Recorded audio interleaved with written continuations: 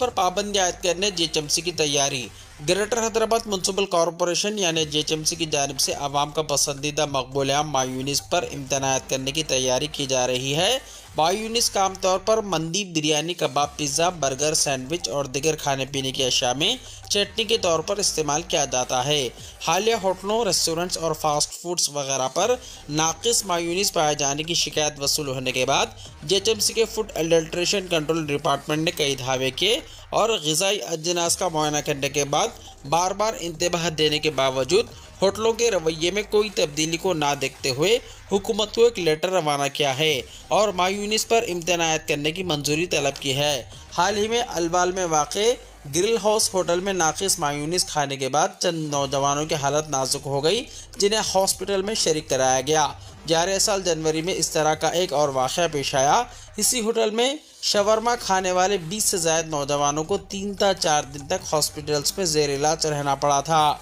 Doctors ने चंद मुतासरा नौजवानों के खून का टेस्ट किया, जिसमें साल्मोनेला बैक्टीरिया मौजूद होने का इंकशाफ हुआ। इस तरह सिकंदराबाद ईस्ट मेट्रो स्टेशन की एक होटल, टोली चौकी, चंद्रान गुट्टा, काटेधन, बंजारा हिल्स के होटलों में शवरमा, मंदी, बिरयानी, बर्गर में नाकिस मायूनीस पाया गया है।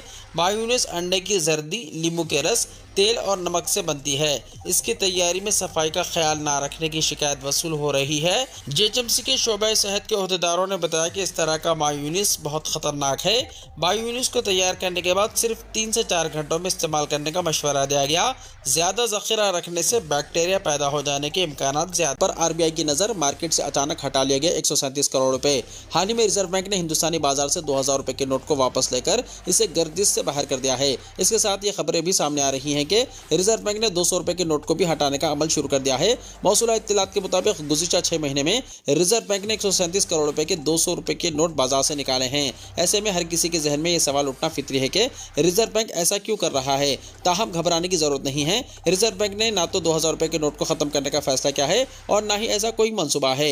बाजार से नोट वापस मंगवाने की सबसे बड़ी वजह इन नोटों की खराब हालत है।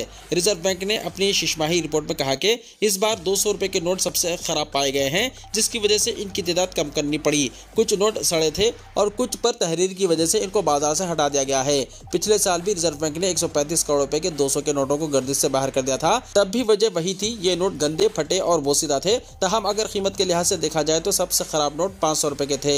रिजर्व बैंक की रिपोर्ट के मुताबिक गुज़िश्ता माली साल में 500 रुपए के 633 करोड़ रुपए के करेंसी नोट वापस मंगवाए गए थे। ये नोट खराब या मस्क होने की वजह से वापस लिए गए थे। इस साल की पहली शिशमाही में 500 रुपए के नोटों की तादाद गुज़िश्ता साल के मुकाबले 50% कम है, जबकि 200 रुपए के नोटों की तादाद में 110% इजाफा हुआ है।